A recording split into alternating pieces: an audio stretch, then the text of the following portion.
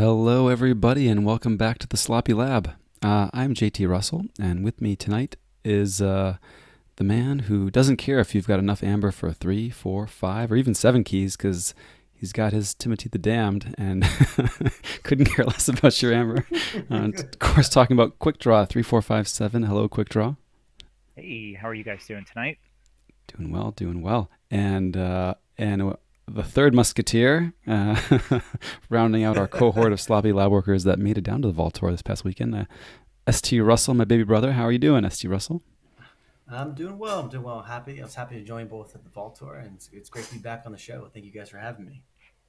Right on, right on. It's not like you're a guest, you're one of us. You don't have to thank us every week. It's I get allowed to get join you guys in the cast. It's definitely a privilege. Well, it was a privilege hanging out with you guys last weekend. I went into the weekend literally not having met any attendee in person, like ever.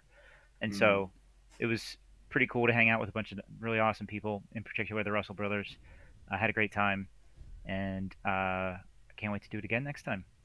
Mhm. Yeah, absolutely. It was a great experience. It's a great community, and it was really nice to meet you in person, quick draw, and hang out. So I definitely rate it. That definitely resonates with me.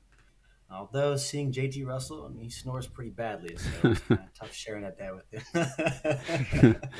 Hey, just kidding. hang on a Just like when second. you were kids, right? Just hang on a second. I'm gonna start a new recording. I think I think the Zencaster thing died on us. I gotta kick it off again. All right, here we go. Here we go.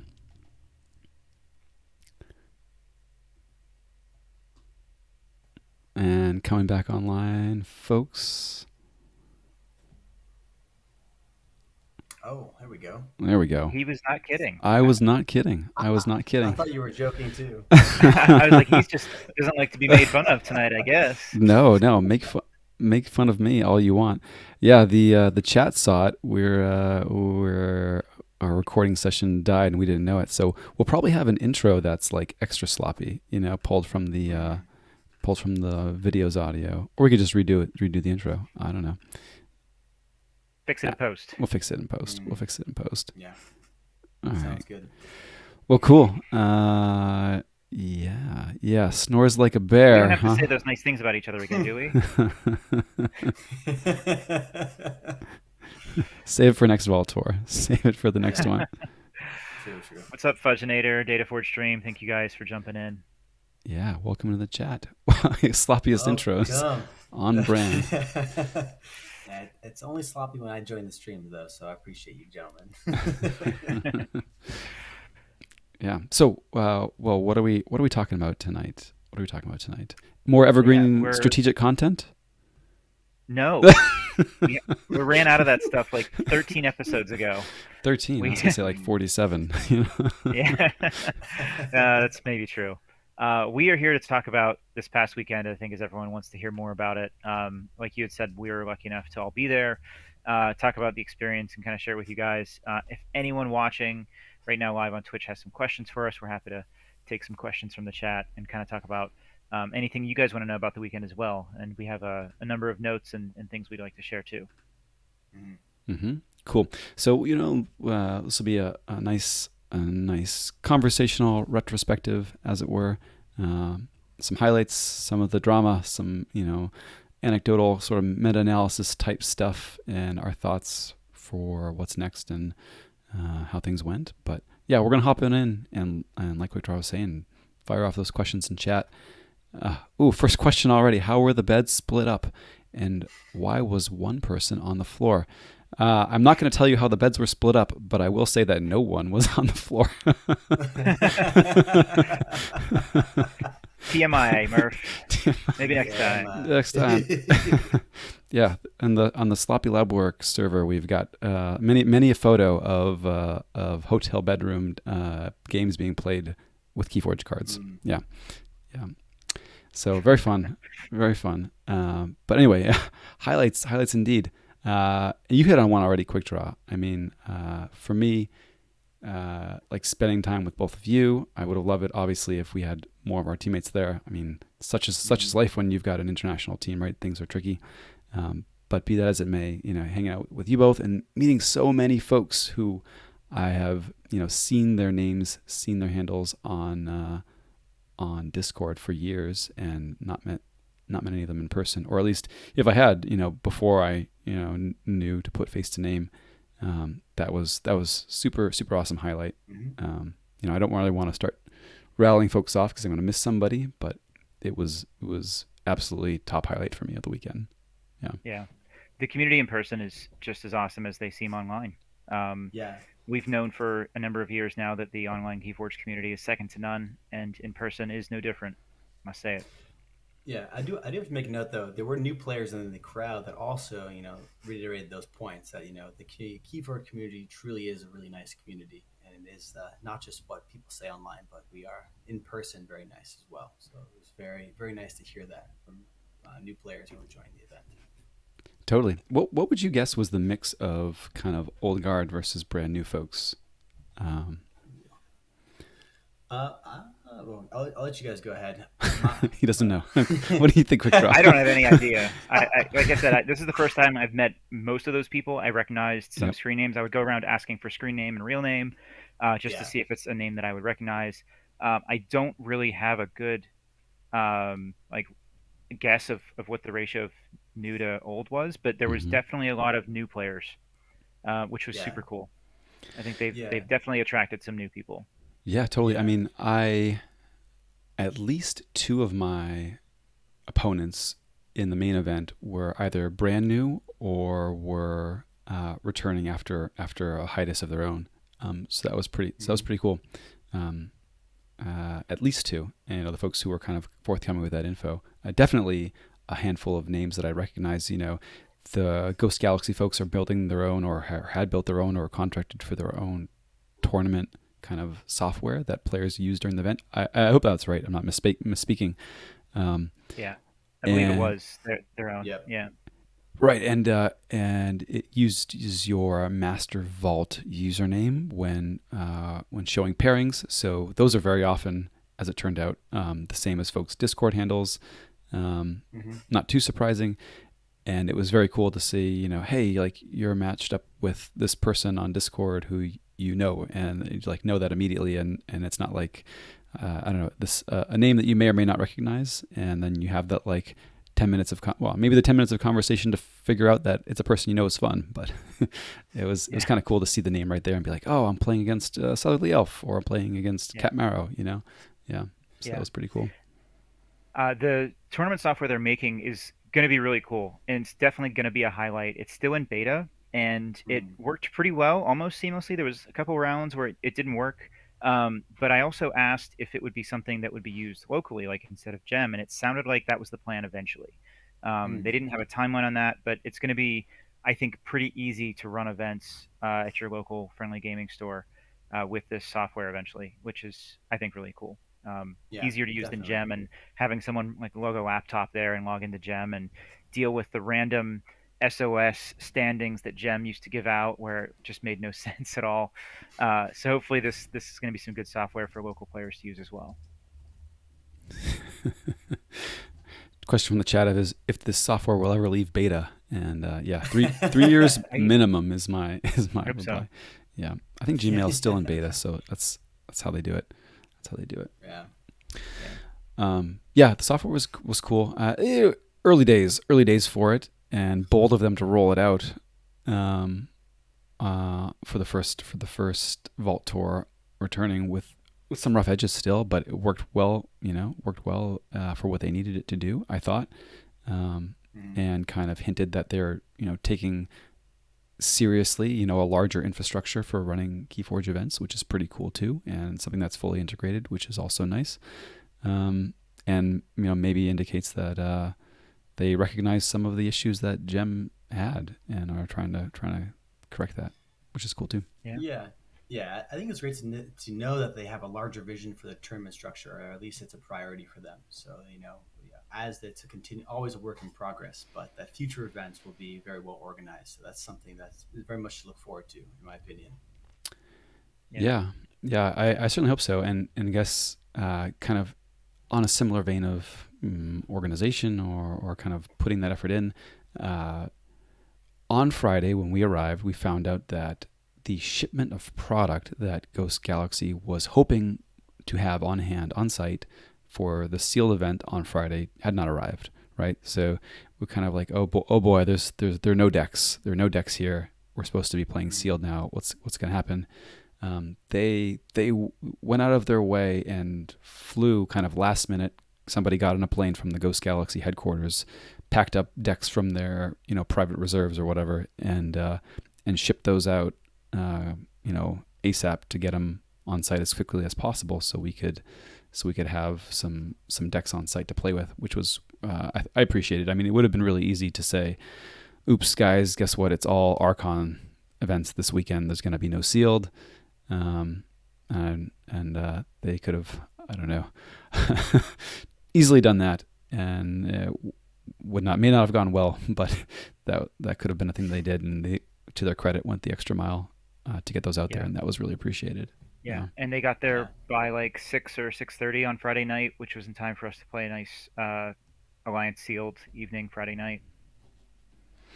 Yeah, I think it definitely shows the dedication to the community. So that was very nice to see because I got there at 3 p.m. and then I heard about the announcement, but just to know that they flew someone in and we were still able to play a sealed event later that day definitely speaks volume, in my opinion.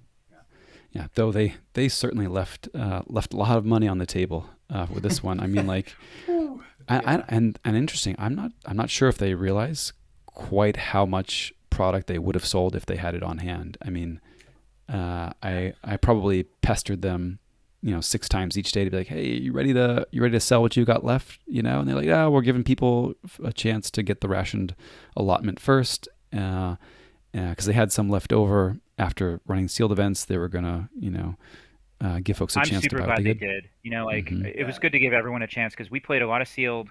Well, we Mm-hmm. played the three deck sealed Friday night, and then Sunday, when we were not competing in the top cut, there was a lot more sealed going on. You guys Mm-hmm. said you enjoyed some Unchained sealed. There was a lot more Woe sealed happening that day, so Mm-hmm. I was very thankful that they kind of held off from just like saying buy whatever you want on Saturday because it was a lot of fun Yeah. Sunday to play more sealed. Yeah, definitely. But definitely to your point, JT, that they left a lot of money on the table. I'm pretty sure whatever amount of woe they brought, they probably would have sold. And that could have been quite a large volume if they had. Yeah, and So, not just Woe, Not yeah, just but Woe. true. they Yeah. sold out of Unchained, and Yeah. they obviously sold out of the exclusive Vault Masters decks that they brought Hmm. as well, which I Yeah. think they anticipated those would be popular, and they were correct. But they could have brought any number of those, and they would have sold every single one of them. Yeah. Mm-hmm. That was a spicy addition for sure for the tournament. Very spicy indeed. Spicy A edition, surprise for sure. and they Yes. they packed some up to take home with them. I think they had some left, but maybe not enough to really distribute. And again, I appreciate that still too because I want as much equity as there can be, and I don't want like Mm. if they want to save these for the next Vault Tour and make sure that they have enough for those groups, especially since they announced more Vault Tours yesterday, then yeah, I'm all in favor of holding those back. And I think everyone ended up with two. I don't know if anyone was able to squeeze out more than that. I hope everyone got two, um, but they became available on Sunday, I think, to buy one additional one for each. Mm-hmm. Yeah, I think that's a great point, Quick Draw. And it was enough to tease, it was enough to play around with and generate some excitement. But definitely looking for there to be more available at a future event and also for all of our international friends as well. So definitely I'm in favor of equity. So Yeah, absolutely. Yeah, but how about the sealed again? Like let's talk about some more highlights with the sealed because you guys really loved the Unchained sealed, didn't you? That was actually my first time playing Unchained Sealed, and it was a lot of fun. It was very much fun. I opened the Unchained deck that I opened had three giant sloths, and I had a lot of time just not doing anything, pitching untamed cards and then generating 9 amber. It was great. That's It that's was how Sloppy Lab work likes to roll. We just like to discard cards. yeah, It was it's like perfect. it's the embodiment of me in an untamed creature. I love it. Says the person who's probably in the best shape of any of us. Hey, it's a gorilla holding a tree. He's just particularly lazy, so it's okay. um, Mm-hmm. I didn't play any Unchained Seal this weekend, but I have played it before. And my favorite way to go with that is blind, where you don't look at your list before you play, and so you're just Hmm. drawn through your deck, and you just see like 8 Mavericks, and you just like have no idea what to expect. To me, like it makes it so much fun. I think that's probably my favorite way to play Unchained. I definitely that's very true. That would have been so much fun just to see the first giant sloth and then see two more after and be like, what the heck is going on here? Well, if it Yeah. makes you feel any better, I saw the first and then I saw the next two, and I said, "What the heck is going on here?" As you were The playing fourth them. one would have just been like, oh, that Oh would have been no. it. Actioning for 9 Mm. each turn, and then has the audacity to borrow my Blorb Hive. Like, I'm over here like, oh, Blorb Hive and Soul Snatcher, this is gonna be great. Steals my Blorb Hive, and then this cheater tries to convince me that he can make Blorbs with my Yeah. Blorb Hive. Get out of here, my man. You It says guys, it like, says it says action make 2 blorb tokens. I don't know what to tell you. It's on the card, JP. you Okay, guys, it's on the card. how And long did it take the to be police to honest, leave I after I your fight? borrowed it. I didn't steal it from you. I borrowed it from you. Okay, I was Yeah, intending Borrow. to Did give you it ever back. read the card? It's got quotes around it. yeah, exactly. Hey, I'm just telling you. I don't know what to say. Yeah, Borrowed, but just like we borrowed Not Tonight from Can't Touch This. Ooh. uh, hmm well, we straight up stole Felden yeah, Crusader. Yeah, So yeah. yeah. The gloves were off at that point. I don't know. Yeah. yeah. Um, I love the woe sealed. I mean, I played 3 of that on Friday, 3 or 4 of that on Sunday. It was a ton of fun too. Um, sealed in general, we all know sealed is Yeah. just amazing, and woe is turns out a great sealed set. I think leaves a lot of agency to the players, whether or not you're Hmm. playing alliance or not. I thought that the token was helpful. I didn't have what did I have? I think on Sunday, I played a fish on Friday night, and then Sunday I had the cultist Primordial Vault, Mm. which is a very good one as well. But I went up against Berserkers and was able to hold my Yeah. own. Um, Mm. only loss came against JT's cultists, cultist on cultist violence there. Cultists and cultist Mm. violence. That was weird. We had two. I thought for a moment we had three cultists in our pod. In our pod I of. also had a yeah. You thought you had a cultist, but it was a cleric, or no, it was a Priest, Oh, priest. a priest. Priest. Yeah, Yeah. Very similar yeah, artwork. But at one point we had two 25 power monsters on the board staring at each other. Quick draw. Yeah. yeah. That was fun With a whirlpool with between the them. whirlpool. Yeah, Yeah. that's right, with the whirlpool. staring You staring at each other either side of a whirlpool. Yeah.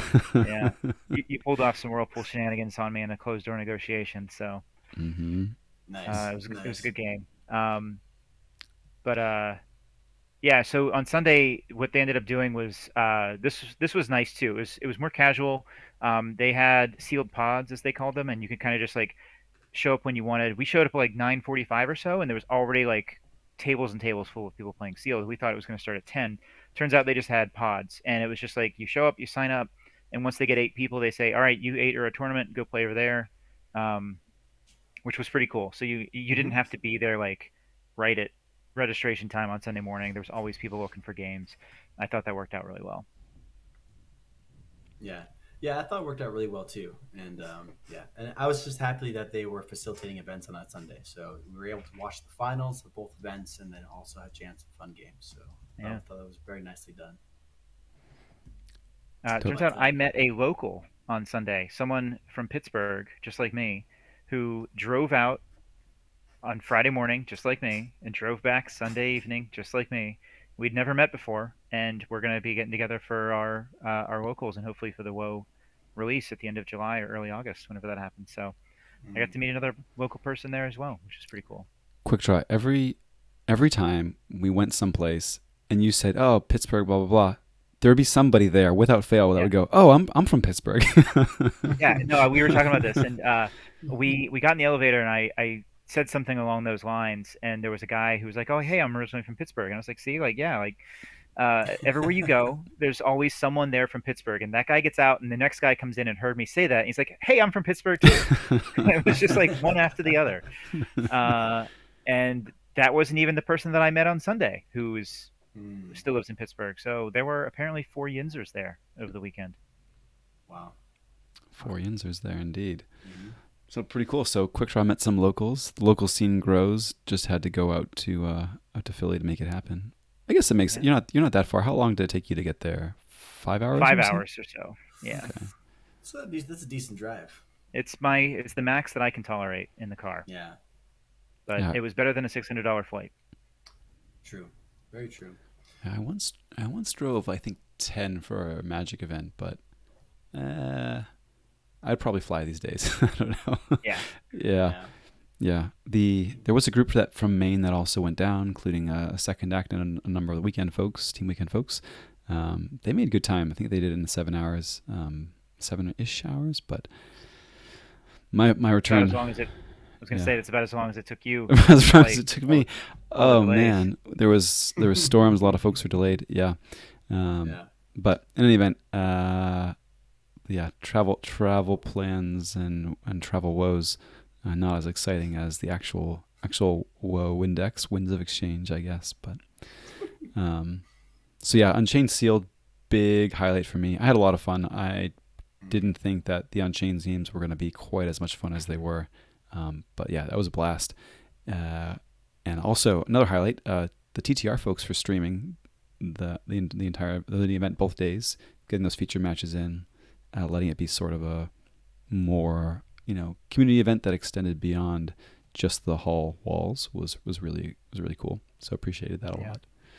I didn't get to watch any of the coverage there, but it's all up in their Twitch page. I heard they might even have a highlight page up there now with some of the best clips. I got to check that out. I would recommend everyone else check it out too. Is it Mhm. what is it twitch.tv/tabletop royale, I believe. Sounds right. Sounds right. Yep. Yeah, we're gonna go Mhm. with that. Yeah. Um, yeah. So that was really awesome. They could have the coverage. They actually had two tables, one for Archon, one for Alliance, and it was nice because if the first game they were covering finished early, then they could switch over to the other one seamlessly and keep a lot of coverage going throughout the week. Yeah, Pretty cool. I got to play on the second table for one round, which was a lot of fun, and my match went longer than the other one. So I was actually paired up against one of the Discord regulars, Southerly Elf, in that match, and we had the tail end of our game stream. They were really nice, great player, and a cool person to meet. So yeah, Mhm. appreciated the TTR folks capturing that. Definitely. Yeah. Yeah. Well, I don't know. So Other highlights you guys wanted to capture? There's some juicy stuff to get into too. there is some juicy stuff. There's a Yeah. lot of juicy stuff to get into. Yeah, we had a great time, and we will say that. So Yeah. knowing that we wanted to get through the highlights and what we enjoyed about it, there was definitely some parts of it that was not as nice as the high points. Mm-hmm. Mm-hmm. Mm-hmm. Who wants to go first? Yeah, and this is hard. This is hard. I guess maybe for me or for us. I guess because we kind of started doing this as a way to spread enthusiasm and things. But I don't feel like we could talk about a recap of the event and not touch on the tournament structure in particular, the logistics around the tournament structure. So for folks who aren't in the know, the tournament was run as essentially a double elimination bracket, and that I guess begot a lot of waiting for matches to fire, and also a number of buys for folks, especially in the bottom half of the bracket. I think they did the same thing for Keyforge Celebration, a similar double elimination bracket structure. A number of folks have said things about this already in various places. Aurora on TitanShapers.com wrote up a nice article recently about some of the potential pitfalls with having double elimination brackets and some suggestions for improvement. I'd encourage folks to give that a read, and I'd also encourage folks with thoughts or opinions on the tournament structure to send some feedback through the Ghost Galaxy website on that. Yeah. To Definitely. put it plainly, there was just too many buys and too much waiting around. Yeah, I think that I don't know. It's hard to say. I think that it led to some feel bads on either side of the coin. Whether if you were playing the entire day, it was a very long day. Like we're talking, it was like a 12-hour event, right? And then if you're waiting around a lot, it was also a long time between matches. So it was just kind of. I don't mind a long day. Like I came to play Keyforge. If I'm playing a long day of Keyforge, that's cool. Like I signed up for this. I'm also super happy to have time to mingle with folks and get to see folks. If that gets baked in, then cool, but preferably not, during kind of time when we should be playing. To give you an anecdote, it was my fifth round, I believe. I played against a brand new player. Um, it was the second game that they played that day. So this is round five. This is their second game of actual play. They lost and were done for the event. And this was 7 hours after the tournament started. So it took them essentially 7 hours to go 0-2 drop. And this is a brand new player. And just like, oh man, like that is a really a rough taste to leave somebody with at their first experience. Yeah. Um, Mm-hmm. That was probably like by like what 3 o'clock, 4 o'clock, which is uh, it was maybe even later. Yeah, about 3 o'clock, 3 o'clock so thereabouts. like they had the second Amber events going, and I don't know much about how those went, but I think at that point they're like already underway, and so they only played 2 games and still couldn't even join the second Amber from the start, which is not how that's supposed to go. I don't believe. Um, there was an extra drop in there though. So what happened was, and I lost my first game as well, and the way they had the bracket set up is that it was just literal bracket. So it was uh, a lot of buys on the top and bottom. Some people had a buy in round one, Mm-hmm. um, but when you lose your first game, random people move to different parts of the bracket depending on where you are because it's all randomly seeded.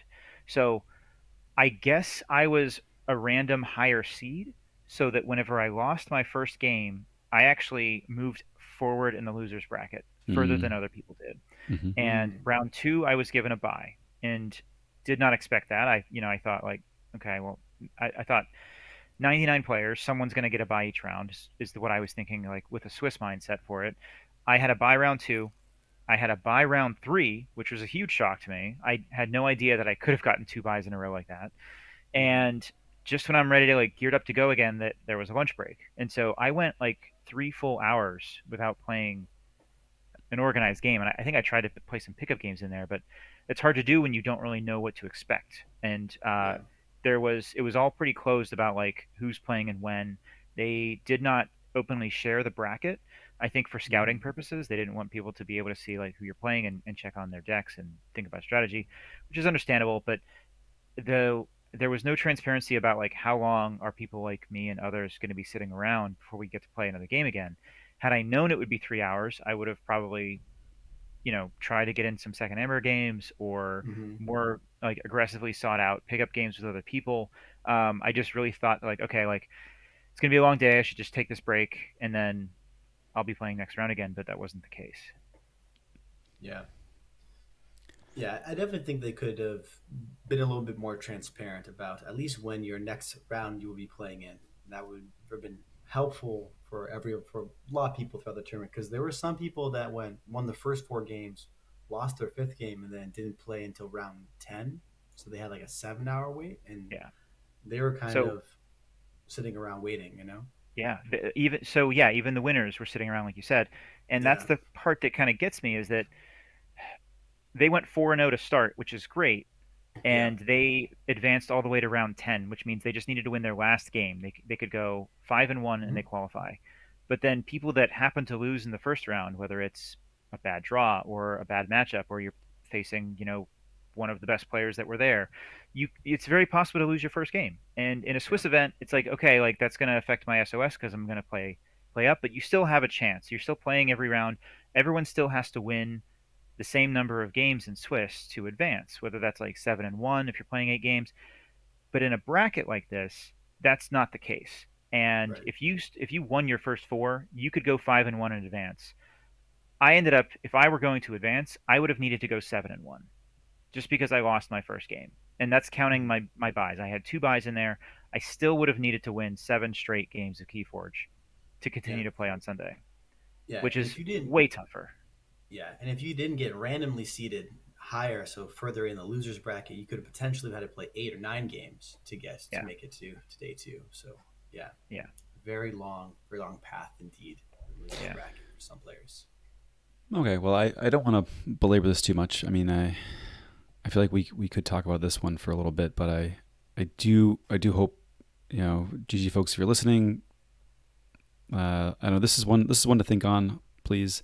And other folks, if you're listening, if you have feels, I think the best way to send those in is through the contact form on the Ghost Galaxy's website, the Keyforge game website, keyforging.com. We'll drop a link in the show notes for the feedback form. Yeah. I guess the final thoughts on this is, I mean, I know there are reasons for doing a double elimination bracket. I think they're all probably reasonable reasons, but I think we kind of should swing. I don't know. I would encourage us to swing back more towards favoring giving folks more game time, play time versus wait time. I think the things that we're giving up are pretty significant in this bracket structure. But yeah, I don't know. Yeah. I think we're on the same page with that. Like you said, let's not belabor the point. There was one other pretty divisive um, event over the weekend, even with the people that were in attendance. Mm-hmm.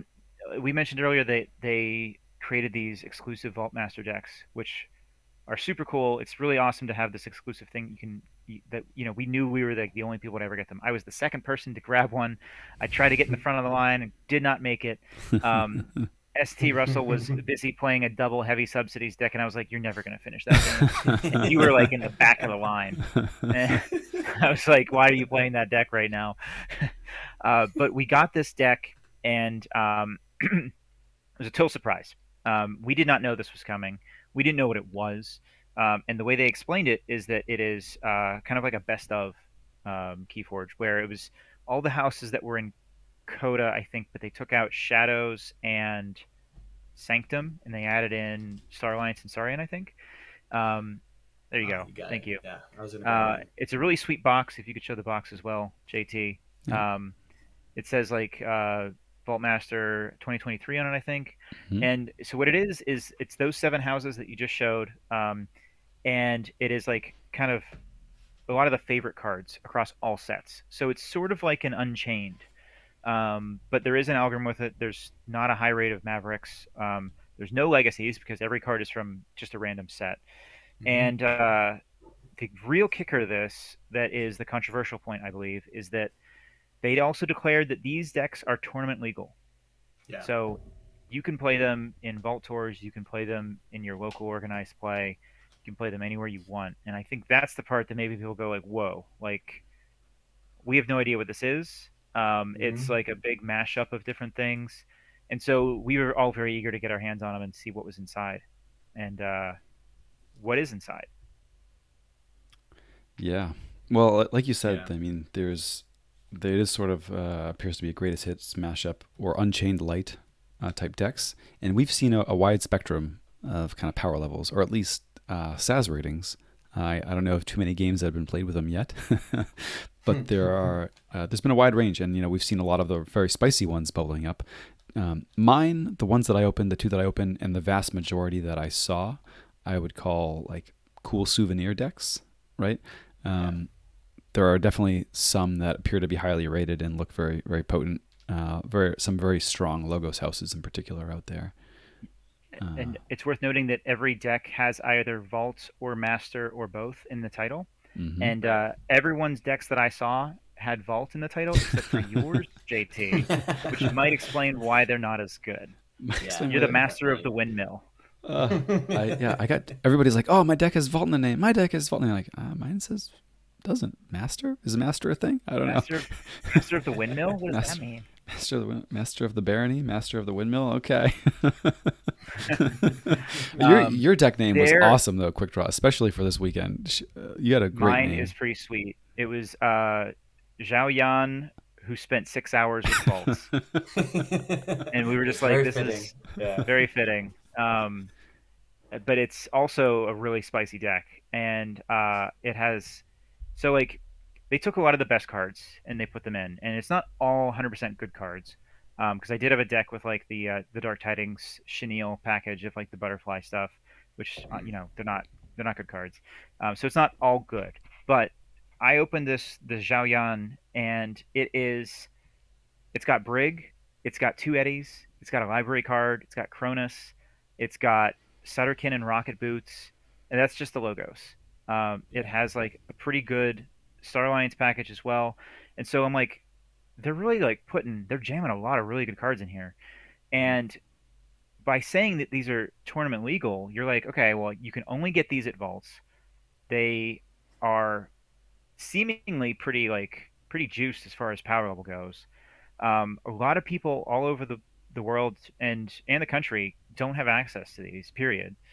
Mm-hmm. And it's just to me it's kind of worrying that you're going to introduce these decks like this that very few people have the ability to get, but the ones that do have a higher chance of getting a really powerful deck. And we saw some other ones in there that were just like totally insane, top to bottom. Like you would put them into decks of Keyforge as a theoretical deck, and they would show up as like 105 SAS. Um, I've opened over 500 decks in my life, and one of these came out as an 89 in that regard, which would have been the second highest deck I've ever opened. Mm-hmm. And I only opened two Wow. of these things. Wow. So like, I don't Yeah. think I just got lucky. I think a lot of people are opening some pretty powerful decks here. So Mm. let's dig into this a little bit too, and then we got a good question in the chat that I want to get back to. Do you feel like any of the decks that you saw, the highly rated ones included, are actually just better than most of your other decks, or most of the decks that you play against in, say, NKFL or even the Archon event? So I mean, we have to think about like we're looking at this from a SAS perspective. So like that's not going to be a perfect representation of this deck is better than any Mm-hmm. other deck that I have. But it is a very powerful deck, and it's not a Mm. broken deck. I don't even think the 105 that was posted is broken per se, but to me, it's about the expectation of like when you buy a deck, you're supposed to like be able to anyone's supposed to be able to open any deck and have a chance to win. And when you have the exclusive nature of these decks that increase the chances of you opening a stronger one, to me, that's not fair to the people that don't have access to this. Because you Mm-hmm. can't just go to your local gaming store uh, in other places or anywhere in Europe and just buy one of these. You need to go to a vault tour, which means that you need to Mm-hmm. spend a lot of money on KeyForge to even have the ability to get one of these. And that to me is just another inequity that is not fair, and it's not in the spirit of KeyForge. KeyForge is about opening any deck you want and having a chance. And this Mm-hmm. feels like if you want to open a better deck, you can spend more money on it. And there Mm. was a lot of discussion Mm. in the NKFL server about this, how it's like this is a step closer to Keyforge being like a pay to win from a retail perspective. And that's, I Mm. think, the kind of thing that bothers me about it. Yeah, I mean, I see the concern, and I don't want, and I'm not trying to like downplay it. But let's play what if for a minute here, and imagine a different scenario. Imagine that you walked into the Vault Tour and they said, "Hey peeps, hey Archons, we went out and we collected 5 awesome decks on the secondary market, and we're gonna raffle them off as door prizes." So like 5 of the 100 people here are gonna like walk away with excellent decks because thanks for showing up, and and you had to be there to get them. Do you think that would get the same reaction? No, I think that would be. I think people would think that was kind of cool, especially if you're raffling them off. Like anyone could get it there. But those decks are also available to anyone anywhere. Anyone could buy those decks. Anyone could open those decks. I mean, it's the same availability, right? So on the one hand, you're saying anybody can get them because now they're aftermarket decks, and you could theoretically go buy them. But At anyone could have opened those at any point. anyone could have opened them, but at the time, so we could take a step back. Let's say Ghost Galaxy in this scenario goes out and picks up 5 awesome decks. They're gone. They're gone from the world's ability to collect those, to get those decks, right? Those are in GG pockets, right? So GG offering them out at that point is saying like these decks are never getting printed again, card for card. We're going to give them away as prizes only to Vault Tour attendees. I don't think you get the same reaction, and I'm not saying this are exactly the same, but in terms of like handing out exclusive power level things, like I think it's very problematic if the Vault master decks are truly just way better than everything else. Because then, like, okay, you Yeah. go to a Vault Okay. Tour and now all of a sudden you're winning everything. I saw some very Mm-hmm. good decks. I'm not sure I saw any that I'm like, this is clearly better than anything I saw in the latter rounds of day one at the Vault Tour. You know, Mm-hmm. so I guess the question is: Are we concerned because of the power level? Are we concerned because it's this like new collectible thing that not everybody has had a chance to get? Like these are maybe slightly different. The combination, I think, is what is irking folks. Um, but I don't Yeah. know. I think. I kind of think that it was a very natural thing for GG to do. I mean, they printed Unchained, got a huge reaction, like, oh, these are awesome, like love Unchained, love seeing the mashups, uh, and it's just like this supernatural step to me, like, okay, well, we're gonna make these other mashup decks, and they're in a position where, well, we just released WoW, it'd be kind of weird to like have this new set pulling focus, like, can we do a thing with this idea? So I don't know. I get the concerns. I think if they are indeed just so much better, that's probably problematic. Um, I'm not convinced they are. It is just like a Yeah, superset yet. Yeah, the jury's out on that. Yeah. the jury's out on that. Yeah, I mean, I think like any KeyForge set, right? There's going to be a distribution. I don't know where the average will fall, but I think the real issue is the availability of the decks. And I think that's what they need to work on is making these decks available to everyone and equaling the playing field. So Hmm. that's what I would think that they should focus on. Not so necessarily having these decks, but making them available to everyone in all regions to have access to them. That's where I would stand on this topic. Yeah, Yeah. I think the problem hopefully goes away a little bit as Yeah. some of the more vault tours happen. You know, there's the like, oh gosh, the U.S. is getting it first again, and that feels bad. Um, Yeah. Hmm. like that feels bad for sure, especially as you know, folks on our team and a lot of our friends haven't gotten their pledge decks yet. You know, and it's Yeah. like okay, more Exactly. like now these guys are getting more cool toys. Like great, thanks. Like there's definitely that, and that's Mhm. a fair sentiment, like totally fair sentiment. I would have loved to, pick up a handful of these and ship them off to folks, if they Yeah. were there for the buying. But so I don't know. I think it was a fair sentiment. And the moment that they said these are going to be legal in tournaments, I had sort of like this sinking feeling of like, yeah, like they're really cool. It's an awesome idea. There's gonna be some backlash. I hope you're prepared for this Yeah. backlash. A question that came through uh, in the chat a little while back that I want to address. I did talk to some folks at the event um, who were able to say that the Vaultmaster decks did go through some playtesting. Um, I don't know to the extent, didn't poke or pry, and but Yeah. hopefully that's something. Yeah. So we'll see. I heard that as well from other people. So it is not the case that they were not play tested. So they were play tested. Um, Mm. but it, we don't even, I mean, I guess we have filled in the blanks, I think. Players have filled in the blanks of what all is in this set. So it's going to be a matter of time before we figure out, like, what is the overall, like, card pool and the average power level, and do some analysis probably through decks of Keyforge to kind of see, like, where does this land overall. Um, but I'm not going to be playing these decks in my local organized play. Mm, I'm not going to be playing them. I don't know. I don't want to. It doesn't seem fair if they are stronger that Mm. like none of my locals had a chance to get them. I'm not going to play them. And then maybe if I go to a vault tour again and someone else is playing one, I'm going to have no idea like what kind of combos to look out for because like this is a totally different card Yeah. pool and it's going to just kind of change your approach. Like it felt neat when there was like each set had its own unique feel to it, and this has like a little bit of Mm. everything and you don't really have a chance to practice against this kind of thing because no one's Yeah. going to be playing it until they get to a vault tour and then suddenly oh it's technically legal so mm. you're going to have people playing these decks. That Yeah. part That's a that fair point. that part does bother me more than some of the other things. I think the Unchained idea was really cool and really really spoke to me from sort of a like let's get wacky for a little bit kind of mindset. Um, from a competitive standpoint, I don't like the idea of eroding like set identity. Like Hmm. Hmm. legacies Yeah. are great because it's small quantities, but if you're breaking down a lot of these kind of barriers and safeguards, then you just got to be super super careful on the balancing side. as you're putting Yeah. the list together. Yeah. Hmm. Hmm. Yeah. So we'll see. Definitely.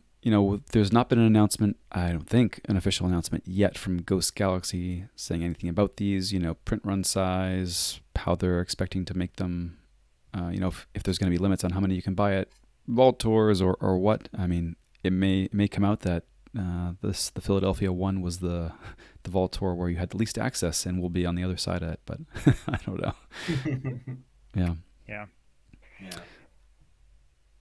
So So yeah, I don't know. Do you guys have any more to say on the Vault Master decks? I feel like they've been a hot topic the last couple of days, but there's one other piece of drama that we wanted to talk about. only that I'm I I'm think kind we. of looking forward to seeing the official kind of press release on these Yeah. and kind of what the take is. Yeah. Yeah. Yeah. We got another Vault Tour announcement yesterday from Ghost Galaxy, which was cool, especially the international ones. Very happy about that, but I haven't really seen any official press from them from the weekend. Um, it took players to put together deck lists and share like the top eight. I didn't see anything posted by Ghost Galaxy anywhere else, whether social media or their website. I haven't seen anything. No. Yeah. Well, the last piece I did want to talk about was Alliance, um, and there was a very very large discrepancy in the size of the Archon event versus the Alliance event. Um, I forget. I think we may have guessed a couple weeks ago when we talked about this, and I think we may have guessed that it was going to be like 25% of the Archon pool. Is that what one of you guys said? I definitely Uh, put the woe numbers at 20-25%, which we'll get to, I guess, in a little bit. I don't Yeah, recall what we had said for Alliance. Definitely lower, yeah, maybe Definitely lower. around that range. Sounds right. yeah. Turned out to Mm, be 99 players in Archon and 19 in Alliance, which is a pretty stark difference. And also consider that a few of the players who were going to play Archon decided at the last minute to switch over to Alliance because yeah. there was only, around 15 or so at that time. And they're like, well, I have a pretty good shot at making top cut for that and coming home with some money if they switched over. So of those 19, there were some diehards, some very good Alliance players, some people who love it, and not to take anything away from them. But it's I think it's a little telling to see the difference in size for those two events. Yeah, I mean, I agree with that. And I was talking with some players in line during registration. This was a topic where we're walking towards trying to decide which event we want to sign up for officially. And even still, a lot of players are saying they like their odds at a 99 player Archon tournament versus a 15 player Alliance tournament. So, yeah, I don't know. I thought that was very telling. It, I expected I expected the Alliance power level to be a lot higher. I saw some of the lists and I thought, man, like I could have competed with those, you know. well, But I didn't do any prep. Mm. I didn't do any preparation for it, so I was Doing I it wasn't prep. even Yeah. considering switching. I just didn't know what I was getting into, so there was no way I was gonna pivot at Yeah. the last second on my Vault Tour experience and change over to a format I'd never even played. I mean, well, by yeah, that I'm in the mean same boat. Go you, ahead, that by Dustin. that mean you mean there was less combo than you expected, probably. I don't know. Yes, I fully Yeah. expected Alliance to be all combo, and every Alliance deck I've ever thought about making is a combo. And there were a couple combo decks in there, but a lot of the top eight was not even combos. Hmm. Yeah. Yeah, it surprised me as well. And on the Archon side as well, there were a whole lot less Martian generosities. I know of one Martian generosity that got played, and it was not paired with a key abduction. Um, Mm. Crazy. Hypnotic command, I think, but no key abduction. I didn't see any Hmm. Jenka. Not to say that wasn't there. I just didn't see any. I didn't see any Brig combo. I didn't see any. I mean, I don't know, Heart of the Forest. I didn't see any sort of your traditional combo. I guess there was Library Access Battlefleet, but Yeah. Two no, in the top eight, right? notably so. Yeah. Yeah. Yeah, Two in the top eight. I was shocked at the lack of Jenka. Like I really thought that. I think I even said this a couple weeks ago that Mm. Jenka I thought was going to be like extremely popular. Another thing that I was surprised that I didn't run into, and maybe it just had to do with random chance, was Um, Not very much Eaton's Jar and Infernus. I thought they would be Mm-hmm. everywhere, and that really like turned me off from playing one of my favorite decks, an Evil Twin Chronophage deck. And I was so afraid of Eaton's Jar and Infernus, and I did not see an Infernus until my very last match of the day, when I got eliminated by Ewok Jr. And JT, I know you played Eaton's Jar and Infernus in yours. I expected more decks like that to be Mhm. showing Yeah. up, and there weren't nearly as many as I thought. Yeah, I didn't see them a whole lot in the earlier stages of the tournament, but then as we progressed down to the narrowing it down in the losers bracket, I started seeing more Infernus, more control elements, definitely at the top at the higher table. So I faced yeah. one other deck with Infernus and no other jars. Yeah. So interesting. Not the field I would have anticipated, and yeah, comment from the chat that the online field is tougher than IRL. So I guess that checks out. Mm-hmm. I think that's largely true though. I think that's largely true. For like a large event like this, you're going to see folks coming out for the experience who may not be there with lots of prep, expecting to win or hoping to win necessarily, but hoping to have a good time and play some competitive games, but maybe not have had crawling the secondary market, opening lots of decks, or grinding with their favorite to really eke out an advantage. I played against at least one person who got to see gigantic creatures for the first time in our match. So it was cool, and there were definitely people who were there and relatively new, and that was pretty awesome to see, frankly. But in terms of sort of anecdotal meta analysis, right? I don't know if we kind of want to transition there, but Yeah. yeah, I faced two Winds of Exchange opponents, which accounted for a third of my matches. So a third of the decks that I faced on day one, right, were Winds of Exchange. Also, a strong showing of Coda and Mass Mutation for me.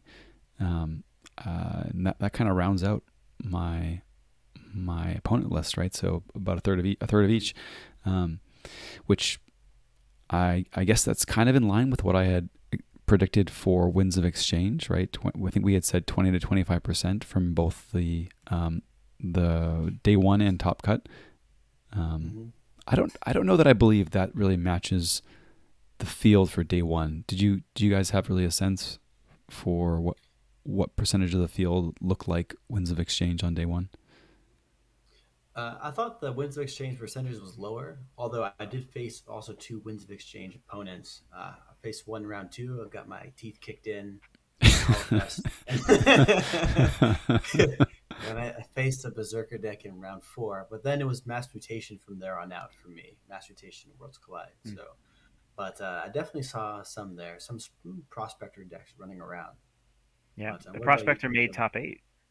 You know what's funny about this player? I'll give you guys an anecdote. So I played this player in the sealed event the day prior on the Friday. He opened this Prospector deck. And we're playing together, and he's like, I brought this Mass Mutation deck that I bought online. It doesn't feel so good. I think I'm just gonna play this Prospector deck tomorrow, and we'll see how we do. And I bumped into him on round 10. He goes, "Hey man, I made top eight." Turns out Prospectors are great. Turns out. Oh my gosh, Yeah. what was gonna be a problem? I don't know. I don't think so. No, yeah. I played about the same ratio. I think around 25% is like a pretty good guess for how much woe there was. I don't remember one of my matches, but I played in total 7 games. 2 or 3 of them were woe. One was AOA, one was World Collide, and I think just 2 were Mass Mutation. So um, I saw more woe than anything else, Mhm. but it was still probably like 25 to 30% of the field, I think, Yeah. based on what I could see. Mhm.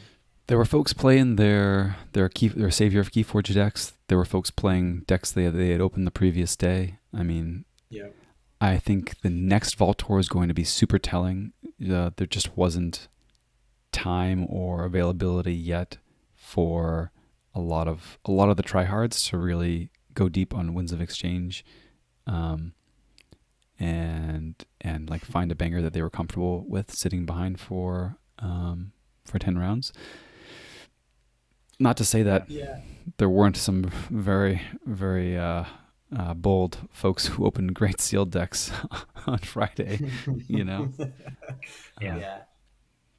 there are definitely a lot of players that were playing fun decks, at least for this fall tour, and perhaps later fall tours might get a little sweatier. So we'll see.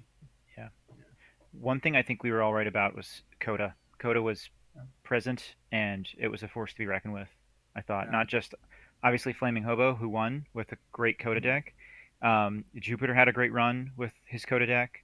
There were a few others that were all around. Like it was definitely, you know, don't don't let people fool you into thinking that Coda is the oldest set and it's not good anymore. It definitely packs a punch. Yeah. Yeah. Bursting for Amber and Forging Keys at 7 is still pretty good. Still pretty Still good. pretty good, and going to play into some of the strengths of some of the weaknesses of Winds of Exchange. Excuse me. Yeah. I think. I think so. Yeah, I think so too. That's a great point. Flaming Hobo's deck featured an Annihilation Ritual, which I don't know if that was a specific meta call or something that kind of nudged him to playing that deck. I should have asked him before we hopped on. Great question. So I'm willing to bet it was a happy accident. happy Yeah. accident. I did talk to him during the event, and he just said, "Yeah, it's been great all day. It's just awesome right now." I don't know if we'll see. We'll see what he says. Yeah. I Yeah. caught him after the last round, so round 10, and he was like, "There hasn't been a match I don't play this card." And I was like, "Okay, I guess you're a fan." So, just Windmill Slam Annihilation Ritual. I like it. Nice. Good for chomping up tokens.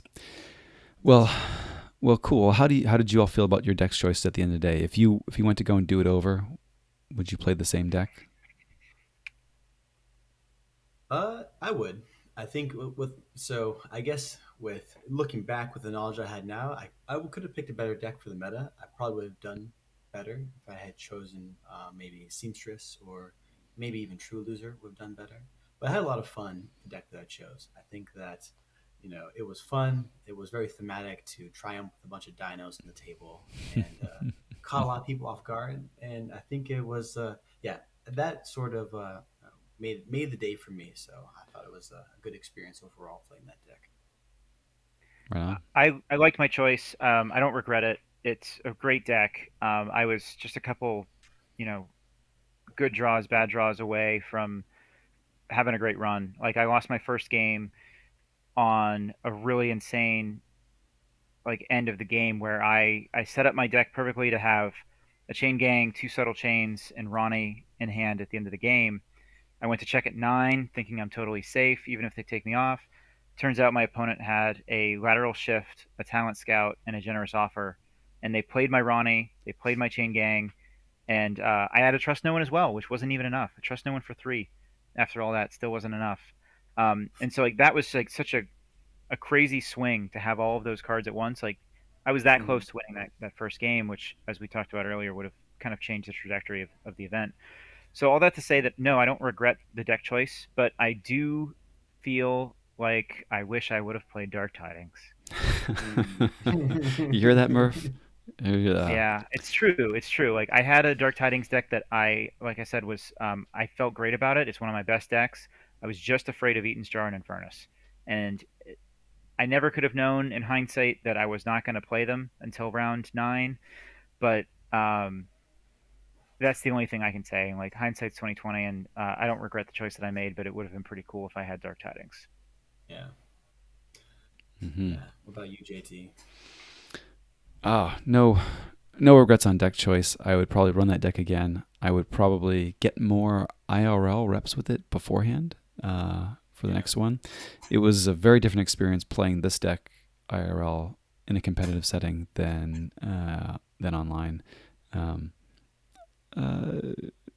think it was actually fairly well positioned, though I did pick up my second loss on time tiebreakers, which feels bad. Always feels bad when you're like, I mean, at the time I had my entire deck between hand and archives minus what was on the board, and my board was quite wide, spilling off the playmat, with Gravitron bouncing up and down, but didn't have the extra Emperor to eke ahead on tiebreakers. So, but what are you going to do? I went in knowing that I was playing a very slow, grindy deck, and the goal is to win within the time that you've got, and not to have a very impressive board position at the end of that time. Yeah. So, if I had one regret, it was, or not regret, but if I had one reservation about choosing that same deck, it's that uh, I'm going to have to be coming from behind, and often the games are going to be going quite long. And just knowing that I Yeah. can turn the tide quickly enough is tricky. It's tricky. Yeah. Yeah. Yeah. Mm-hmm. I didn't have any games go to time. Was pretty proud of that. I did play an Italian deck and had the Master Vault open the entire day. Didn't have any issues. All my opponents were good sports. They were happy to. They had translations right in front of them all the time. I tried to make it as easy as I could for them. Yeah, I think a few people had said like to be careful about playing a foreign language deck in a big tournament because there might be players who don't know all the cards and you could go to time. But I did run into some opponents who weren't familiar with everything, but didn't pose an issue. It's a fairly fast deck anyway, so I had no issues with it, thankfully. If I would have played my Chronophage deck, might have had a couple more games go to time with that one. Mm-hmm. Mm-hmm. Totally. I could see that for sure. And yeah, it's tough to lose for want of 5 minutes after waiting multiple hours for rounds to start. Yeah. Oh dear. Oh dear. Well, was the lateral shift not exchange officer? No, talent scout. It was an Equidon lateral shift, Uh huh. and it was an Equidon Talent Scout. Is this the $1 billion plan $5 blunder, or do you have something in mind for us? No, I have another one. In my elimination game, I that was $1 billion plan, and I don't think I had a blunder in that first game. It just that's Keyforge sometimes. Mm-hmm. But it was, as we've said a few times, it was a very long day, and I was very happy with my play all day. I get to my round 9 game against Ewok Jr., who is a fantastic player, really nice guy. I loved playing against him, and he had a mass mutation deck. He had a couple Infernus, and he had a Cyberclone as well. And I so the deck I was playing is it's a Worlds Collide deck with, I mentioned, the Chain Gangs, and it's sometimes will literally have turns where I discard 3 or 4 Star Alliance cards and do nothing else, and it's all kind of like setting up to have a small board with the trust no ones, to try to like dig for your chain gang and subtle chain to get them together to get some value out of them and to get the subtle chains back to set up your disruption again. And so I'm going through these turns of kind of handcrafting and setup like that, and I'm down to like 4 cards in deck, and I look through my discard and I'm like pretty sure that I've got my second chain gang still in the bottom of the deck, and I was like, I just got to draw to my bottom of my deck and I'm fine. And I discard my cards. I kind of like just essentially just time walk myself, and I get to the bottom of my deck and there's no chain gang there, and I'm like, what happened to my chain gang?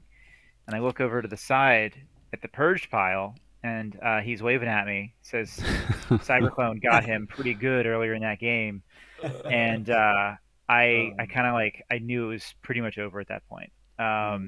If I would have found it, I think it could have changed things quite a bit. Um, I was just frantically digging that game for the answers, and they were never going to be found. So that was my $1 billion plan, $5 blunder from the weekend. Mm-hmm. We'll give you a pass. It was a long day indeed. It Yeah. was. Yeah. Yeah. Yeah. And wow. I wonder if you would have clicked open your deck on TCO at some point and looked for it to count. Yes, I would not have made that same mistake. I even joked with someone during the day. It's like it's so much easier on TCO. You can just like pick up your deck and look at it and know exactly what's coming. But I Yeah. was sifting through my discard pile quite a lot this weekend. Yeah, I very often play, especially with Zager. I very often play with like discard deck and archives like all open, kind of all info in the heads up display. And it was a very different experience. Like, okay, let's go through the discard pile, put that down. Let's go through the archives, put that down. Okay, what's left in my deck? And also had situations where I've got this big old pile of archives over here, and then like the deck's empty, and you're like, where the heck is my archives? And you're like, oh wait, that's not my deck, that's my archives. I need Yeah. the like floating label to tell me which pile is Yeah. what. Yeah. Yeah. You have like 3 piles of 10 in the table in front of you, and you have no idea which one's which. Like, yeah. That deck is pretty crazy sometimes. Dear opponent, do you know where my deck is? Judge. Need a judge to tell me I- which one's in my I deck. need a judge. Yeah. I want to look at this pile, but I'm not sure if it's my deck.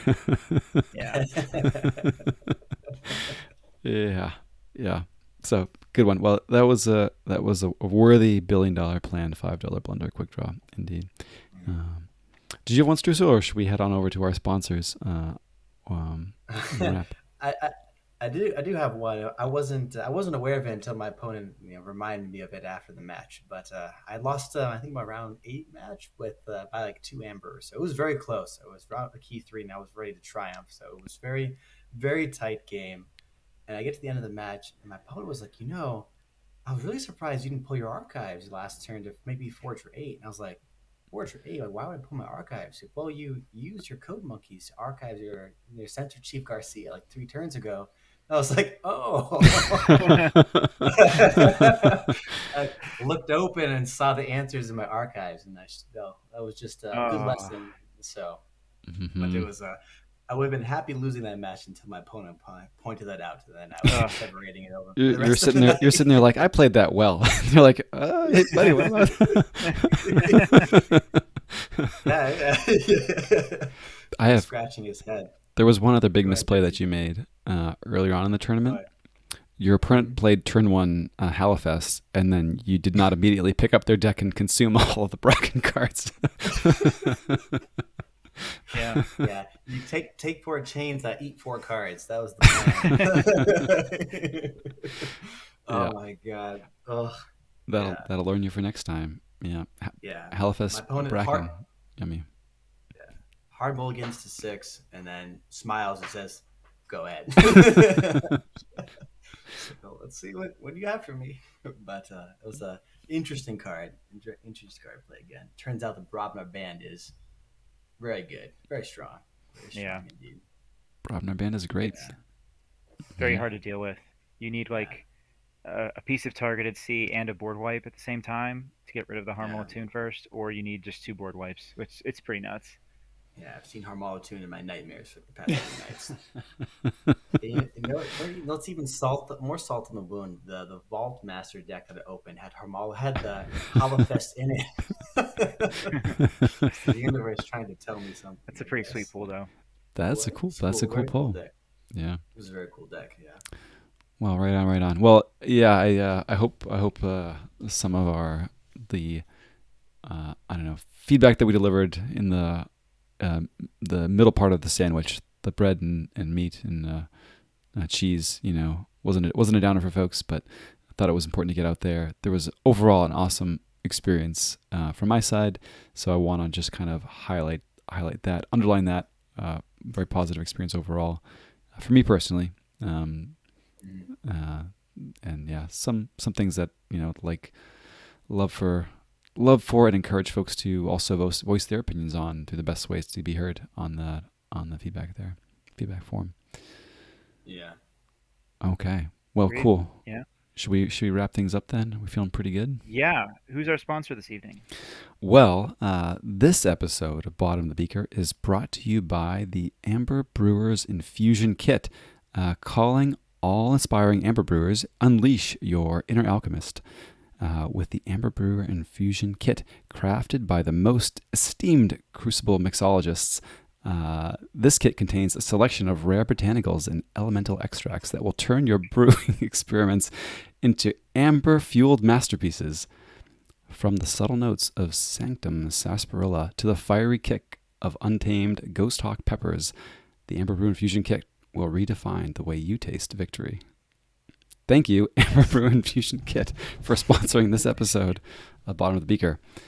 And hey, folks, if you like Bottom of the Beaker, or if you don't, I don't care, come anyway. You can hang out with us at twitch.tv/sloppylabwork. We record live Tuesday evenings at 9:30 Eastern. If you want to catch archives of our past shows, head over to youtube.com, search for at Sloppy Lab Work. There you'll find our streams and past recordings. For the very best content, scrape from the bottom of the beaker 57 times. Search for that very phrase in your podcatcher of choice, and you'll find us there. Very sleepy from getting home late from the last Vault tour, but ready to hang out with you nonetheless. And any parting words from you, Streusel?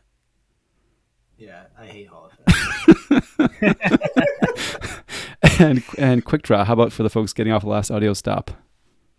Stay sloppy, everyone. Thanks for listening. Stay sloppy indeed. Well, oh well. What should we play this evening? If any of you swear to God, I will leave this stream. I just played a Hollowfest deck right before we got on the air here, so I think I got it out of my system. I think I'm all right. Okay, good, very good. I made like 17 amber 2 turns in a row and lost anyway.